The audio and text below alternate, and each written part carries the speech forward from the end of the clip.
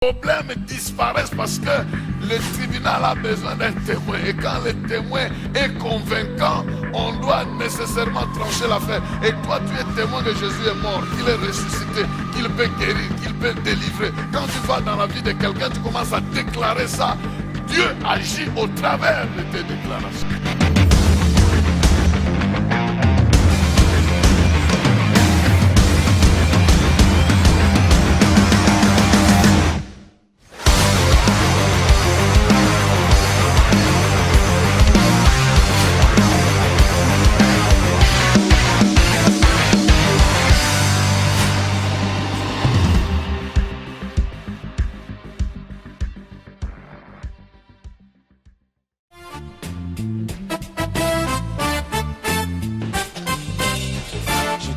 Au ciel et à la terre, que Dieu est mon Père. Et quand Jésus-Christ son Fils, j'ai tout de lui en moi.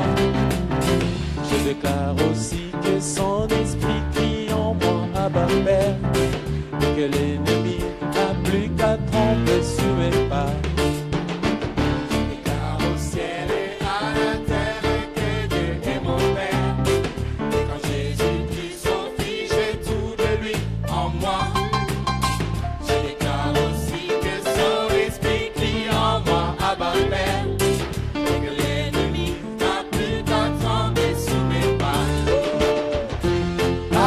Dieu soit le règne, la puissance et la gloire aussi. À Dieu soit le règne, la puissance et la gloire aussi. Je déclare au ciel et à la terre que rien ne peut briller. À l'amour qu'il m'a donné en mourant sur le bois. et qui ne l'enlève jamais à chaque fois que mon cœur prie. Mon esprit a d'être ce désir en moi. À Dieu soit le règne, la puissance et la gloire aussi. À Dieu soit le règne, la puissance et la gloire aussi.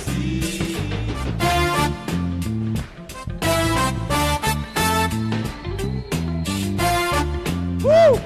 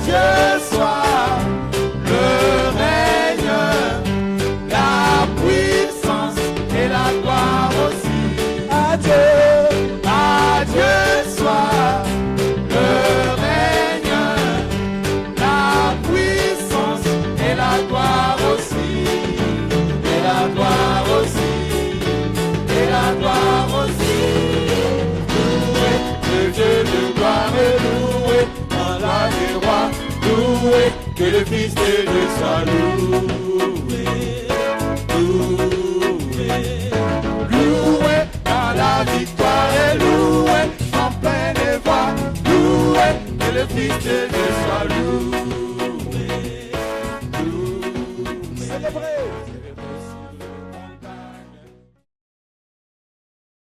Notre premier texte est dans Marc chapitre 1er.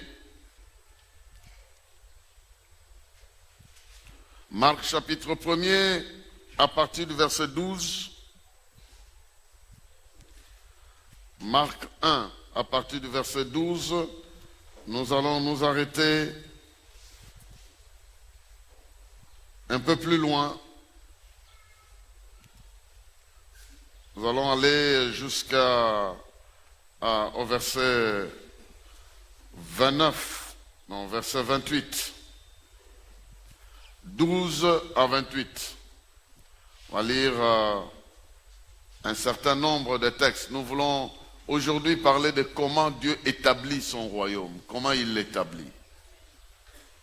Parce que nous disons que c'est à lui qu'appartient le règne. Nous voulons d'abord aborder cet aspect-là. Comment il établit son règne? S'il est vrai qu'il règne comment? Comment pouvons-nous découvrir qu'à cet endroit, il est en train de régner? Comment fait-il pour établir son règne quelque part? Nous voulons répondre rapidement à cette question et nous lisons le texte de Marc chapitre 1er à partir du verset 12 jusqu'au verset 28. Il est écrit ceci. Aussitôt après, l'Esprit poussa Jésus dans le désert. Il y resta 40 jours et il fut tenté par Satan. Il était avec les bêtes sauvages et les anges le servaient. Quel environnement! Il est avec les bêtes sauvages, le diable est là, les anges aussi sont là. Et le royaume aussi est là. En fait, là, j'ai déjà prêché ce que je voulais prêcher. Mais saisissez déjà ce verset-là. Pendant 40 jours, Satan était là, en train de les tenter chaque jour. Les bêtes sauvages étaient là, trouvant en sa chair une nourriture. Mais les anges aussi étaient là, en train de les servir. Il avait faim. Il ne savait pas manger, mais il était servi avec une autre nourriture. Verset 14. Lorsque Jean eut été arrêté, Jésus se rendit en Galilée. Il y prêcha la bonne nouvelle qui vient de Dieu. Il disait, le royaume, plutôt le temps est accompli, le règne de Dieu est proche. Changez et croyez en la bonne nouvelle.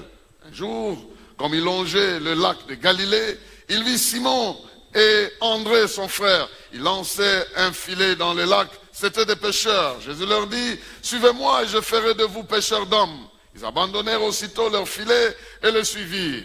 Poursuivant son chemin, il vit un peu plus loin Jacques, fils de Zébédée, et Jean son frère. Et aussi étaient dans leur barque et réparaient les filets. Aussitôt il les appela. Ils laissèrent Zébédée leur père dans la barque avec ses ouvriers et ils suivirent Jésus. Ils se rendirent à Capernaum. Le jour de sabbat, Jésus entra dans la synagogue et s'y mit à enseigner.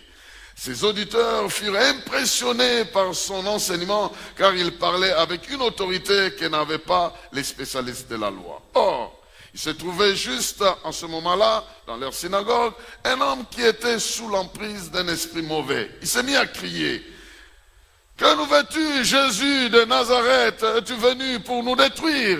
Je sais qui tu es le Saint envoyé de Dieu. » Mais d'un ton sévère, Jésus lui recommanda, « Tais-toi et sors de cet homme. » Alors l'esprit mauvais secoua l'homme de convulsion et sortit de lui en poussant un grand cri. Nakéi. Bon, ça c'est moi qui ajoute. Tous furent saisis de stupeur. Ils se demandaient entre eux, que se passe-t-il? Voilà un enseignement nouveau et donné avec autorité. Il commande même aux esprits et ils lui obéissent. Aussitôt, la réputation de Jésus aussitôt sa réputation plutôt s'est répandue dans toute la Galilée. Nous nous arrêtons là. Toi, tu dis 3 fois Amen. Très bien. Amen, amen, amen. Que Dieu te bénisse. Et qu'il bénisse sa parole au milieu de nous.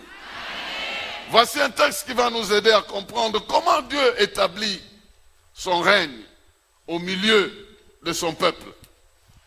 Comme je le disais à Mweka ce matin, le terme règne, que nous traduisons dans d'autres versions par le royaume, est un terme qui est riche en explications. Ce terme-là, ici, le Nouveau Testament est écrit en grec, c'est un terme en grec qui signifie basiléo. Bon, les léo là, ce n'est pas léo. Ce n'est pas aujourd'hui. Basiléo, léo veut dire le peuple, basi veut dire le soutien. Le royaume, c'est un système qui soutient le peuple, qui doit le soutenir afin qu'il se développe, afin qu'il s'épanouisse, afin qu'il s'assume, afin qu'il jouisse du bien-être. C'est un système, ils peuvent avoir des lois, ils peuvent avoir des institutions, ils peuvent tout avoir. Mais ce système est bâti dans l'objectif de soutenir le peuple. C'est pourquoi la Bible parle de deux systèmes. La Bible souvent identifie deux systèmes, un bon et un mauvais. Le bon système dans la Bible est appelé Jérusalem. Le mauvais système dans la Bible est appelé Babylone. Donc, quand vous lisez des fois la Bible qui parle de Babylone, c'est un mauvais système qui a pour rôle d'avilir le peuple, de le détruire, de l'appauvrir. Mais Jérusalem, qui est symbole d'un bon système où Dieu est en train de régner, où le peuple s'épanouit, s'assume et jouit du bien-être que Dieu leur donne. Alors, quand Jésus utilise ce terme, il utilise dans ce sens-là, qu'il est venu établir un système pour que les hommes puissent jouir de la vie, puissent jouir de leur bien-être, puissent vivre heureux. Et quels sont les éléments qui constituent son système? Il y en a 4. Je vais parler de ça rapidement. Rapidement, je vais parler de ça. Mais tout au long de ces 40 jours, nous parlerons de ça. Et j'aimerais, en plus de ça, ajouter un deuxième texte qui va nous aider à comprendre la profondeur de ce thème.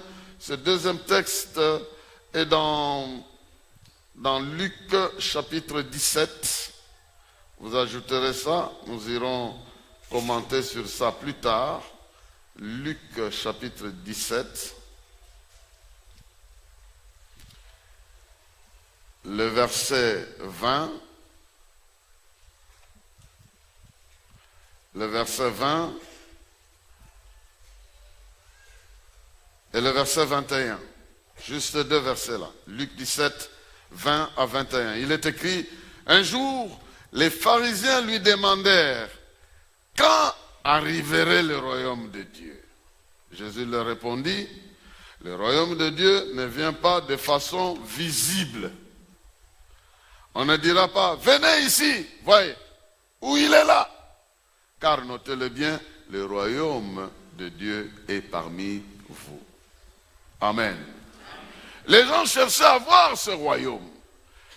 Dieu a-t-il instauré ce système-là? Parce que nous, en tant qu'hommes, pour que nous voyions que le système est mis en place, il faut qu'on voit des institutions, il faut qu'on voit des autorités qui animent ces institutions. Alors nous voyons que le gouvernement est en place, le système est en place. Mais toi, tu parles du royaume de Dieu. Quand est-ce qu'il sera mis en place? Jésus est en train de se présenter, lui tout seul, comme le royaume de Dieu. Il dit, pendant que je suis ici, le royaume de Dieu est là. Ne cherchez pas des structures compliquées, le royaume de Dieu est là. Voilà, pour vous prouver que c'est ça, le verset 22, il est en train de dire ceci. Puis il s'adressa à ses disciples, le temps viendra où vous désirerez ardemment être avec moi, avec le Fils de l'homme, ne fût-ce qu'un jour, mais vous ne le pourrez pas. Donc vous aimerez vivre ce royaume, mais vous ne serez pas parce que je ne suis pas là. Il veut dire que là où il est, il y a le royaume. Là où il est présent, le royaume est présent. Le royaume de Dieu est alors directement attaché à sa personne. Et j'aimerais que ça soit aussi attaché à toi. j'aimerais franchement que ça soit attaché à toi pour que là où tu es, le royaume de Dieu aussi soit présent. Il y a 4 éléments qui constituent ce royaume-là. Et là où ces éléments sont réunis, le royaume de Dieu est présent. Premier élément, la parole de Dieu.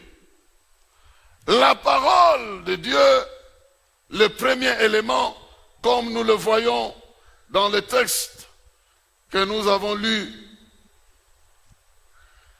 au chapitre 1 de Marc, au verset 15, Jésus introduit le premier élément. Il dit, le temps est accompli, le règne de Dieu est arrivé. Maintenant, parce que le règne de Dieu est arrivé, vous devez changer votre manière de réfléchir et croire à la bonne nouvelle. Parce que la bonne nouvelle devient l'élément central du royaume de Dieu. Sans cette bonne nouvelle, on ne peut pas parler du royaume de Dieu. Donc, croyez en la bonne nouvelle. Si vous croyez en la bonne nouvelle, vous croyez dans la nouvelle du royaume. La bonne nouvelle vient du royaume. Le royaume de Dieu a aussi son message. Son message est appelé la bonne nouvelle de Jésus-Christ. Ce que Jésus a accompli, pour les raisons pour lesquelles il a accompli ça, de quelle manière il a accompli et pourquoi il a accompli, tout ça font des raisons fondamentales du message du royaume. Le royaume nous dit que Dieu nous a aimés. Il a tant aimé le monde qu'il a donné son Fils unique afin que quiconque croit en lui ne périsse pas, mais qu'il ait la vie et la vie pour toujours. Qu'il soit sauvé, qu'il soit délivré, qu'il soit libéré. Sans la parole, nous ne pouvons pas parler du royaume de Dieu. Mais là où la parole de Dieu est acceptée et pratiquée, Dieu règne. Dieu règne au travers de sa parole. Nous ne pouvons pas voir son règne autrement qu'en appliquant sa parole. Autrement qu'en appliquant sa parole. Vous ne pouvez pas obéir à un pouvoir, soi-disant obéir à un pouvoir et ne pas pratiquer la loi de ce pouvoir-là. Il faut nécessairement, pour dire que ce pouvoir-là a de l'influence sur vous, vous devez accepter. Même aujourd'hui, le terrorisme est en train de régner. Mais il règne comment? Par des instructions, par des philosophies. L'on peut bombarder à gauche, à droite, mais on ne bombardera jamais une philosophie. Quelqu'un à qui on a dit, si tu meurs au nom de Dieu, tu vas directement auprès de lui. Et lorsqu'il va rétablir plus tard le royaume, toi qui meurs dans ce sens-là, tu reviendras dans ce monde avec des galons d'autorité. Il va mourir. Il va mourir parce qu'il croit en cette nouvelle-là. Il est dominé par ce système-là. Vous pouvez faire tout ce que vous voulez, il viendra s'exploser parce qu'il a autre chose que le message lui a donné. Donc l'on ne peut pas combattre une philosophie avec des bombes. Ça ne marchera jamais. On combat une philosophie avec une philosophie. C'est ça. Là, on ne peut pas, aujourd'hui on va terroriser l'Afrique, de l'autre côté ça va venir à gauche, à droite, l'on ira là-bas, mais il faut qu'il y ait quelque part, ça c'est une parenthèse que j'ouvre, il faut qu'il y ait quelque part un autre message qui s'enseigne à la base pour qu'une autre génération croit en autre chose, pour que nous voyons ça disparaître. Sinon les bombes, on bombardera, mais la philosophie se créera un autre camp. Les armes se fabriquent toujours, les bombes se fabriquent toujours, et quand la philosophie est là, il va s'en racheter d'autres. Moi, je n'ai pas peur de ça. Pourquoi? Parce que tu es dans un autre royaume. C'est pourquoi tout royaume qui veut subsister doit avoir un message, doit avoir une philosophie, doit avoir un enseignement, doit avoir une doctrine. C'est comme ça que tout ce qui vit et règne en tant que pouvoir ici ne peut pas le faire sans doctrine. Et vous voulez que Dieu ne le fasse pas sans doctrine? Voilà pourquoi vous devez croire. S'il y a aujourd'hui des gens qui croient jusqu'à se faire exploser, ils croient. Non pas ils croient quoi que ce soit, ils croient à une philosophie, à un enseignement, à une doctrine, ils croient en ça. Ils croient en ça fermement qu'ils ne peuvent pas faire autrement que pratiquer ça. Et le nôtre ne nous demande pas de pratiquer ça. Le nôtre ne nous demande pas de nous faire exploser, mais de détruire les vices, de détruire le mal, de vaincre le péché, de vaincre le pouvoir du mal, de vaincre Satan, de vaincre la sorcellerie, de vaincre la malédiction, de vaincre ces choses et de vivre heureux. C'est une philosophie de vie et pas de mort. Parce que l'auteur de ça, il s'appelle la vie. Il s'appelle la résurrection, il s'appelle le chemin, il s'appelle la vérité. Et quand nous recevons ces instructions, nous recevons la vie, nous recevons la vérité, nous recevons son pouvoir, nous recevons son autorité et nous sommes régis par lui, nous sommes conduits par lui. Bien-aimés dans le Seigneur, vous n'allez pas pousser Dieu à agir dans votre vie si vous n'avalez pas la bonne nouvelle. Si vous ne croyez pas en la bonne nouvelle. Il y a aujourd'hui des gens qui peuvent vous manipuler en vous racontant beaucoup de choses. Et quand vous croyez en ce qu'on vous raconte, vous dépendez de celui qui vous a raconté. Parce que celui qui vous a dit ce qu'il vous a dit a eu l'intention au départ. Pourquoi il doit te dire ce qu'il te dit? Vous savez, vous pouvez être devant le même médecin, devant plutôt le même diagnostic de médecin. Mais il y en a un qui te le dira avec de bonnes intentions, l'autre te dira avec d'autres intentions. Tu vois, il faut nécessairement que je t'opère, hein, parce que les myomes là, ça va occuper ton espace et ça ne sera pas bon pour toi dans l'avenir. Et puis, il faut que tu aies des enfants. Donc quand il arrive là, il te regarde. Les aventuriers poussent plus loin. Parce que les sœurs sont pressées de dire, et moi je ne suis pas marié, comment j'aurai des enfants? Je crains Dieu. Hein? Tu crains Dieu. Mais c'est ta vie. Et c'est juste ton enfant. On t'aide juste à avoir un enfant. Et puis tu quittes ce bureau-là avec cette phrase. C'est ta vie. On t'aide juste à avoir un enfant. Il n'est plus là. Hein? Il a lâché l'affaire. Et cette affaire commence à tourner dans ta tête, tourner, jusqu'à ce que tu vas te retrouver en train de prendre des décisions que tu n'as pas prévues. Bon, je ne parle pas à quelqu'un ici, hein, c'est un exemple que j'ai juste pris. Mais ça se passe comme ça. La parole a de l'influence. La parole est l'instrument de la création. La parole est à la base de la création. La parole régit le monde dans lequel nous sommes. Il a été créé par la parole, il est géré par la parole. Tout se fait par la parole. Même les bénédictions se font par la parole. Comment tu as été marié? On t'a dit, à partir de maintenant, l'officier à la commune dit, à partir de maintenant, vous êtes marié et femme. Voilà, il vous a donné la parole. Vous venez à l'église, on vous bénit à partir de maintenant. C'est la parole. Et vous, vous êtes échangé quoi? Des paroles. Mais cet échange de paroles crée une réalité spirituelle vivable.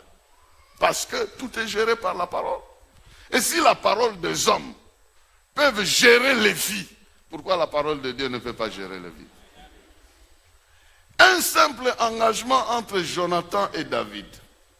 Tu sais, si moi je meurs avant et toi tu deviens roi, il faudra que tu t'occupes de ma famille. Oui, moi aussi, si toi il t'arrivait de mourir avant et que moi je deviens roi, je peux m'occuper de ta famille. Rien d'écrit, rien. Simplement l'échange de paroles. Jonathan meurt. David devient roi, ça commence à le tourmenter. Vous lisez un passage qui dit, David s'est levé et dit, reste-t-il encore quelqu'un ici de la famille de Saül pour que je lui fasse du bien? Ça le tourmentait. Des simples paroles. Si les simples paroles entre des individus, un homme qui est même mort, peut continuer à travailler dans le cœur de quelqu'un, la parole de celui qui est mort et ressuscité ne peut-elle pas constituer la base de ta vie?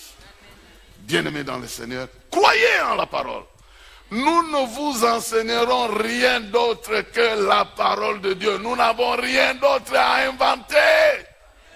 N'attendez pas qu'on invente des choses. Ne poussez pas les gens à vous prêcher ce que vous voulez. Laissez la parole qui vient de Dieu. Elle est la base du royaume de Dieu. Si tu vas chez quelqu'un, tu le pousses à dire ce que tu entends. Ça vient de toi-même. Maintenant, qui veux-tu qui travaille derrière cette parole-là? Toi-même. Tu veux que tu entendes qu'on te dise, oui, Dieu t'aime et tout ça. Oui, il t'aime, mais ça ne suffit pas là. Il t'aime, tu dois t'engager à l'aimer aussi. Et à vivre aussi pour lui. Si c'est la parole de Dieu, Dieu est derrière. Si ce n'est pas la parole de Dieu, il n'est pas derrière. Même si ça semble être la parole de Dieu. Le monsieur qui a parlé ici, dans la synagogue, Jésus, je sais qui tu es. Tu es le Fils de Dieu, l'envoyé principal pour établir le royaume de Dieu ici. Je sais qui tu es. Est-ce que ce qu'il a dit était faux? Non? C'était vrai? Il était l'envoyé de Dieu, le roi, le Messie, le Fils de Dieu. Mais pourquoi Jésus l'a chassé? Parce qu'il n'est pas la source crédible. Il n'est pas la source crédible. Même si ça semble bon. Ah oui, mais ce type-là, il m'a dit tout. Hein. Il t'a dit tout, mais lui, c'est qui? C'est qui te dit tout? Parce que tout peut être dit par Dieu et par n'importe qui. C'est pas parce qu'il te dit tout que tu dois être impressionné et commencer à le suivre. Je parle à quelqu'un ici. Il lui a dit tout. Tu es le Fils de Dieu. Il dit, tais-toi, sors de cet homme-là. Je ne veux pas recevoir n'importe quoi. Je dois discerner de quelle source ça vient.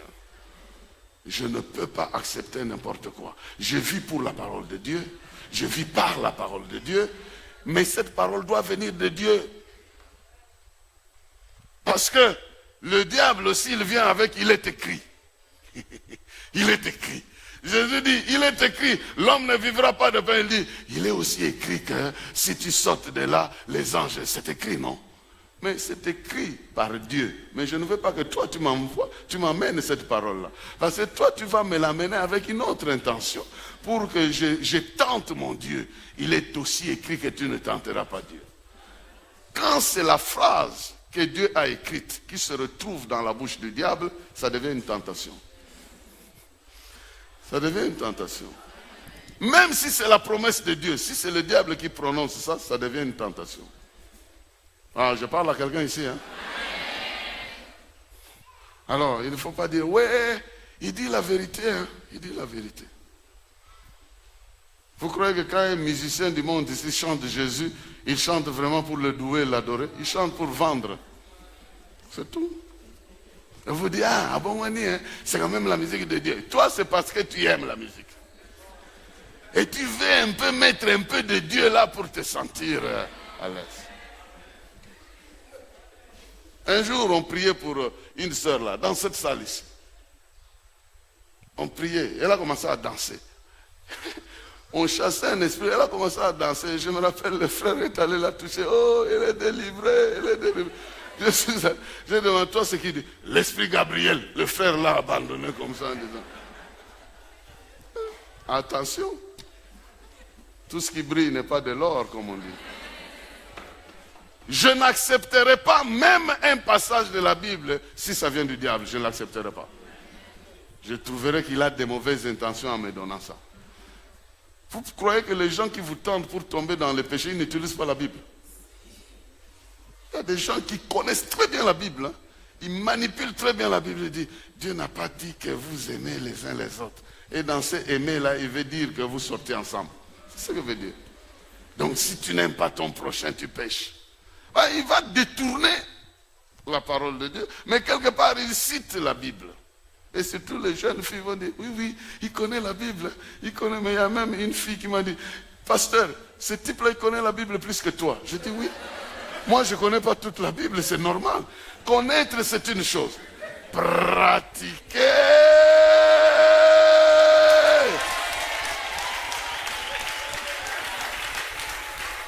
Connaître, c'est une chose. Pratiquer, c'en est une autre. Ce que tu connais, ça t'amène où? Et ça fait de toi qui? C'est ce qui est important. Si ce que tu connais ne t'amène nulle part, ça fait de toi un nul. Donc c'est nul.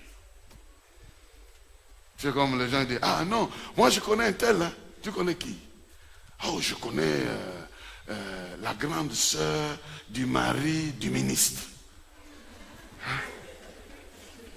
Et puis tu es chômeur ici, tu connais tout ça, tu as toutes ces relations et tu chômes ici. Qu'est-ce que ça vient? Cette connaissance-là, ça t'a apporté quoi? Si tu dis, c'est par ce canal que j'ai reçu l'emploi. Ah. Mais si tu n'as rien, tu n'as rien. Bien aimé, la parole de Dieu nous a été donnée pour nous transformer. Pour faire de nous des véritables citoyens du royaume. C'est pourquoi la deuxième chose, à part la bonne nouvelle, c'est la foi et la transformation. Il dit, voici la bonne nouvelle. Convertissez-vous, ça c'est dans d'autres versions. Convertissez-vous. Dans certaines versions on dit, changez d'avis. Dans d'autres encore on dit, repentez-vous. Changez d'attitude devant ce message-là. Alors ici on doit insister qu'il y a une première repentance obligatoire qui doit faire de vous l'enfant de Dieu. Membre du royaume. Qui doit faire que tu prennes l'inscription dans le royaume. Tu dois te repentir. Tu dois croire en Jésus. Tu dois l'accepter comme Seigneur et Sauveur. Tu dois abandonner le monde. Ça c'est obligatoire au départ. Tu ne vas pas me dire que même si tu es né au Congo, tu te promènes sans carte d'identité, on va accepter que tu es Congolais? Non. Tu dois avoir une carte qui prouve que tu es citoyen. Naître là ne signifie rien. Mais tu dois avoir des preuves. Nous aussi. Connaître la bonne nouvelle, c'est rien. Il faut s'engager, il faut prendre une décision pour naître de nouveau et se dire, à partir d'aujourd'hui, je laisse le monde, j'appartiens à Jésus-Christ, je vais vivre dans son royaume. Cette décision fait de toi un enfant du royaume. Mais ça ne suffit pas. Il y a des gens qui croient que la repentance s'arrête là. Ça ne s'arrête pas là. La repentance est une vie de tous les jours. Mais ces autres repentances, ce n'est pas pour naître de nouveau, mais c'est pour vivre cette nouvelle naissance-là. Vous voyez, vous étiez dans le monde. Mon frère, viens. Vous étiez dans le monde, vous avez accepté Jésus. Jésus vous conduit. Conduis-moi devant. Conduis-moi, non? Et puis vous regardez encore comme ça. Vous êtes en train d'avancer, vous regardez comme ça, et des fois vous vous retirez pour retourner. Merci, merci, merci. La repentance, c'est même de changer la manière de voir les choses, de changer la manière de réfléchir, de changer la manière de concevoir la vie, de commencer à vous laisser diriger par celui-là qui vous tient, de commencer à désirer ce qu'il désire, de commencer à chercher ce qu'il veut que vous puissiez savoir. C'est pourquoi, dans le monde, nous avions une habitude. On était habitué à croire et accepter ce qu'on voit et ce qu'on touche. Mais dans le royaume de Dieu, on doit d'abord croire avant de voir. C'est différent. Nous, on veut amener cette attitude-là dans le royaume de Dieu. C'est pourquoi nous devons changer notre manière de faire les choses. Ici, d'abord, on croit et puis on voit. L'on ne cherche pas à voir pour croire. C'est comme ça qu'il y a des gens qui ont toujours la réponse. Comment ça va? Ça ira quand? Parce qu'il n'a pas encore vu que ça va. Donc lui veut d'abord voir que ça va pour dire ça va. Alors ça ira, demain ça ira, le lendemain ça ira. Ira, jusqu'en Iran. Et il va se faire bombarder là en Iran. Iran. Tu regardes ta vie, tu es comme cette tsunamite là. Tu as regardé, il regarde l'enfant, touche l'enfant. L'enfant mort. Il est mort. Et il va chez le mari et dit, autorise-moi, je dois aller voir l'homme de Dieu. Il dit, tout va bien? Il dit, tout va bien. Quelqu'un m'a dit, elle a menti. Elle n'a pas menti. C'est-à-dire quoi? Par la foi, elle a cru que si ce monsieur-là viens ici, la situation va changer. Alors je parle au futur au lieu de parler au présent. Parce que la foi est une ferme assurance des choses qu'on espère. Une démonstration de celles qu'on ne voit pas. C'est par la foi qu'elle répondait comme ça. Et nous, le diable vient souvent nous distraire. Quand tu veux exercer la foi, il dit, est-ce que ça va dans la tête? Est-ce que tu es normal? Je suis normal. Parce qu'ici, il ne s'agit pas des choses que je vois, mais des choses auxquelles je crois. Des choses qui ont été déclarées. Elle va aller voir l'homme de Dieu et dit, bon, c'est un petit problème, la mort, je donne mon bâton, je donne mon messager. Il dit, non, cette histoire-là, il ne faut pas un messager. Il faut toi-même. Le messager est parti avec le bâton. Ce qui peut affiner, moi, je ne sais pas. Il a cogné, rien. Le bâton n'a rien fait. Parce que le royaume, c'est la présence de Dieu lui-même. Et jusqu'à ce que l'homme de Dieu est venu, il a prié comme il a prié, et les choses se sont passées comme ça. Ça montre que quand vous croyez, vous changez d'attitude, vous provoquez l'intervention de Dieu. Quand vous croyez en la bonne nouvelle. C'est pourquoi elle a dit, le royaume, le règne est déjà là. Mais pour que vous le voyez, il y a la bonne nouvelle, mais vous devez croire en la bonne nouvelle. Vous devez croire que cette bonne nouvelle est pour votre bien-être. Croire en ça et vivre cette bonne nouvelle. Alors en ce moment-là, vous allez voir que ce en quoi vous croyez devient une réalité de votre vie. Parce que cette bonne nouvelle nous dit, nous avons été bénis de toutes sortes de bénédictions dans le lieu céleste. Cette bonne nouvelle nous dit que nous ne sommes pas n'importe qui. Nous avons été arrachés des griffes du diable. Nous sommes devenus des enfants de Dieu. Cette bonne nouvelle nous dit que nous avons été pardonnés. Nous avons été libérés. Cette bonne nouvelle nous dit que nous avons été sanctifiés, purifiés. Nous avons été mis à part. Nous sommes sortis du monde. Le monde peut nous poursuivre. Il ne nous atteindra jamais. Le monde peut nous combattre. Il ne pourra jamais nous vaincre. Parce que même le pouvoir du royaume des ténèbres ne peut pas prévaloir contre ce que Jésus a instauré. À cause de sa parole, à cause de son pouvoir qui est dans sa parole, si nous croyons, nous serons en train de vivre ces choses-là. Quelqu'un me dira, mais moi je crois. Qu'est-ce que j'ai déjà cru? Quand on croit, on croit. Point. On ne croit pas pour un temps. On croit pour toujours. Je me rappelle, j'étais encore étudiant ici. Une autorité de l'époque me rencontre quelque part au Grand Hôtel. Ah frère, tu étais bouillant quand tu étais étudiant. Maintenant, tu pries toujours. Je dis, non. Mais la foi chrétienne n'est pas une école que quand tu prends le diplôme, tu pars. Je lui ai répondu comme ça. Il m'a regardé, j'ai dit, c'est la vie. Et c'est pour toujours.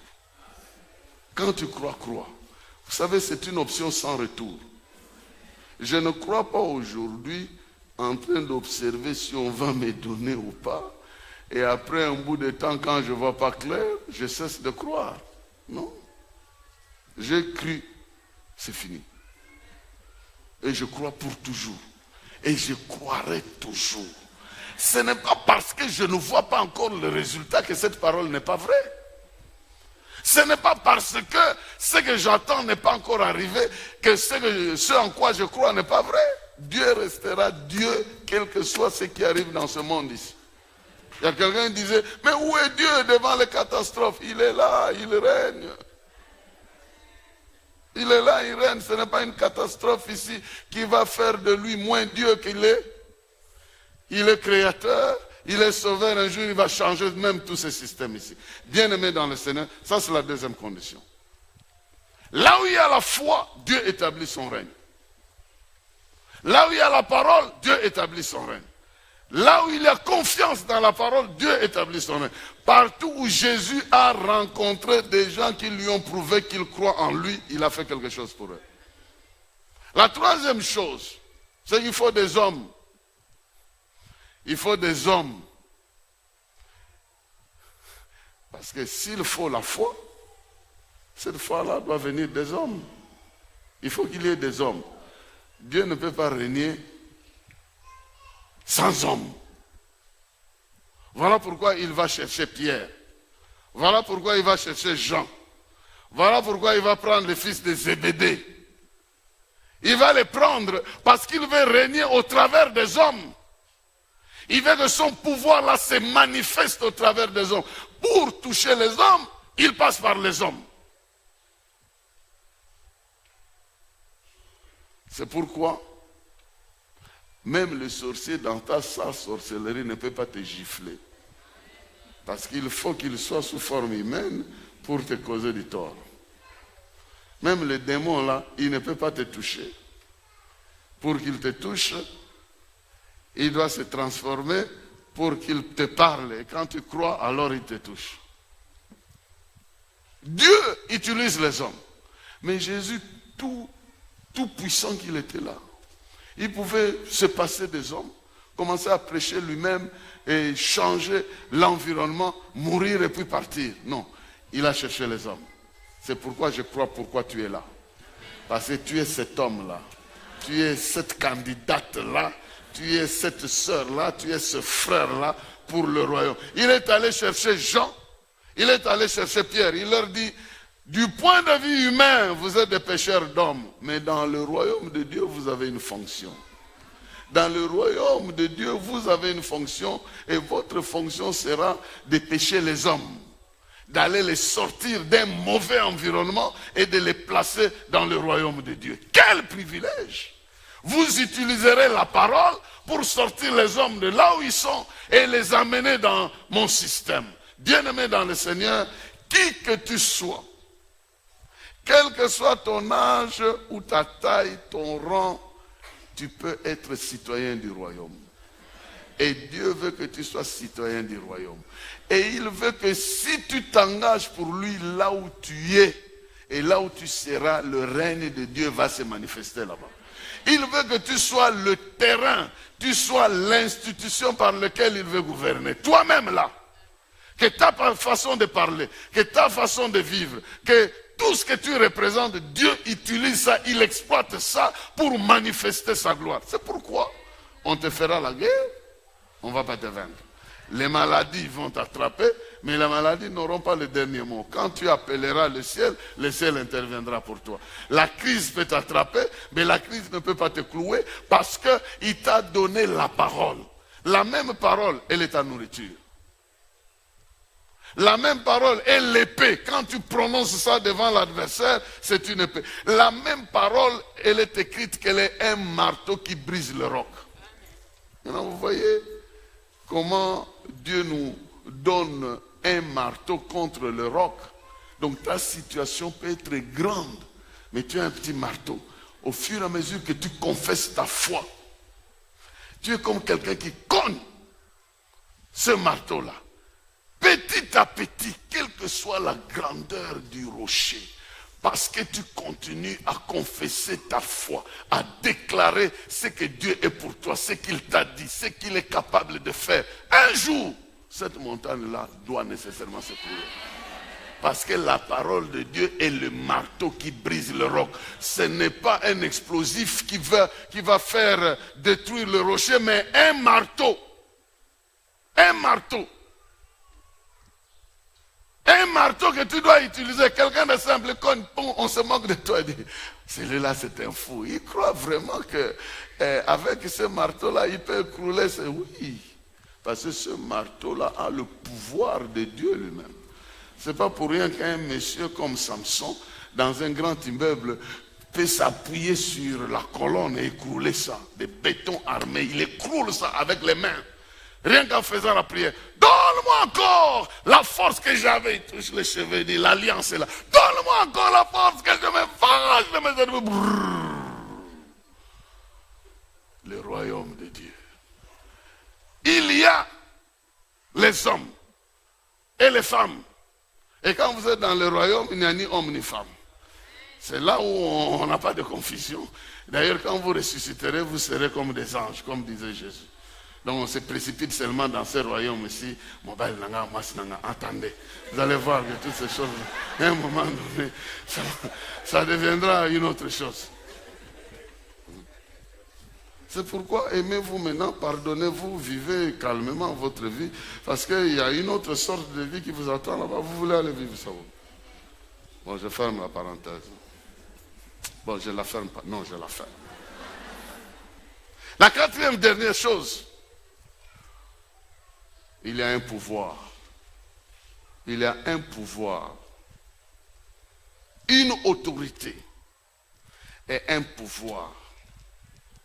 C'est deux mots qui sont nuancés dans la Bible. Le pouvoir dans la Bible, c'est une capacité de résoudre le problème. Une capacité de régler le problème que Dieu vous donne. De trouver des solutions. Mais l'autorité, c'est une capacité de vous faire obéir. De vous faire obéir, de parler en son nom. Quand vous perdez l'autorité, même les démons ne vous obéissent pas. Donc vous ne savez pas exercer le pouvoir que Dieu vous a donné. Le pouvoir, vous l'avez du fait que vous êtes en Christ. Mais l'autorité vous est mandatée quand il vous dit, va faire ceci, va. Tu as le pouvoir de guérir. Mais tu ne pourras guérir que quand il t'envoie guérir. Je ne sais pas si je vous fais comprendre. C'est pourquoi la Bible dit, il leur donna l'autorité et le pouvoir. Le pouvoir, vous l'avez. Le pouvoir de chasser les démons, vous l'avez. Du fait que Christ est en vous. Mais vous pouvez perdre l'autorité, vous chassez un démon, il ne part pas. Pourquoi? Parce que vous, avec Jésus, vous ne vivez pas en règle. Donc il vous retire un peu l'autorité, dit, je ne pars pas. Il y en a un qui m'a dit, j'ai chassé un démon, il dit, Naobi Mato. J'ai dit, alors tu l'as chassé en lingala? Il fallait le chasser dans une autre langue.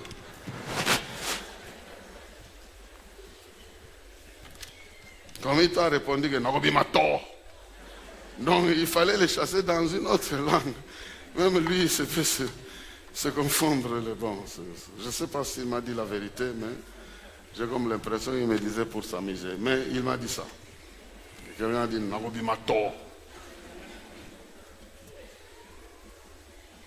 Il va te résister. Certaines choses nous résistent simplement parce que entre nous et Dieu, il y a quelque chose qu'on n'a pas réglé. La Bible dit, Jésus envoya les disciples, il leur donna le pouvoir de chasser les démons et l'autorité d'agir en son nom. Il dit, vous allez partir dans des maisons, quand on vous accueille, votre paix sera là, vous allez chasser les démons, en mon nom vous ferez cela. Ils ont fait ça.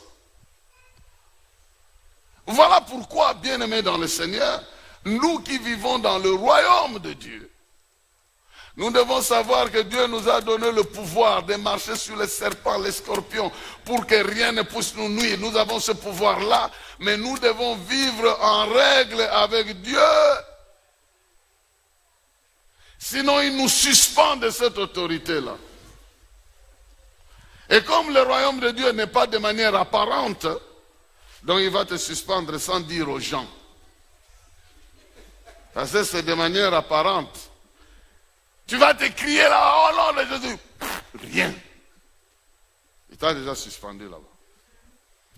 Mais il ne veut pas t'exposer pour dire aux gens que tu... C'est pourquoi soyez vrais. Avec Dieu, on ne peut pas faire de farce. Tu es autre chose là-bas, tu vas montrer autre face. Non. Si tu sers Dieu, sers-le, crains-le. Parce qu'il peut te laisser là en train de le servir, mais il n'est plus là. Saül a régné pendant 40 ans. La seule année où il était en règle avec Dieu, c'était la première année. 39 ans, Dieu n'était pas avec lui. Oui. Et pendant ce temps-là, il faisait souffrir David. Et pendant ce temps-là, 39 ans, Dieu n'était pas avec lui. Il avait déjà abandonné. Mais il a dû faire 39 ans. Quand vous êtes sur une pente, vous arrêtez le moteur, la voiture s'arrête. Il y a une inertie. Hein. Il y a des gens qui fonctionnent par inertie. Mais on a déjà bloqué la chose, mais il continue.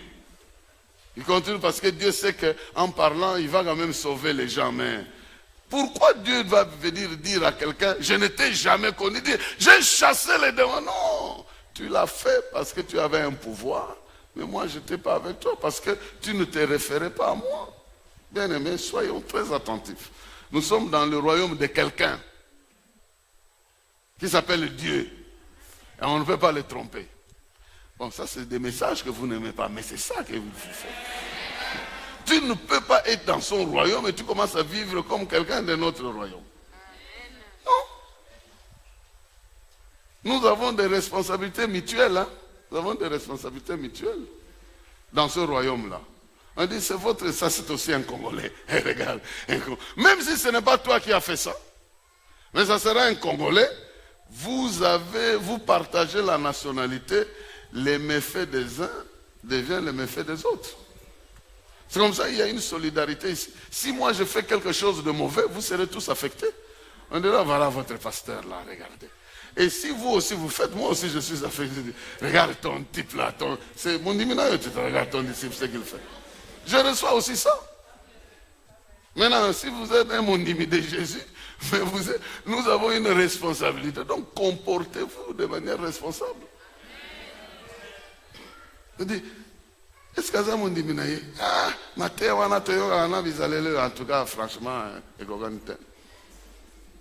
moi aussi, je reçois des flèches. Donc, soyons responsables dans ce royaume-là. Vivons avec Dieu en nous repentant, en changeant de point de vue. Si nous sommes fautifs, demandons pardon. Si nous sommes faibles, demandons la force. Mais ne vivons pas la farce, vivons la force. Parce que la farce va nous amener nulle part.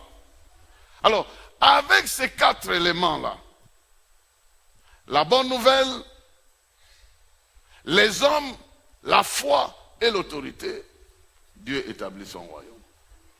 Là où il y a ces choses, les disciples ont demandé à Jésus, et c'est maintenant que tu viendras rétablir ton royaume. Il dit non, vous recevrez la puissance.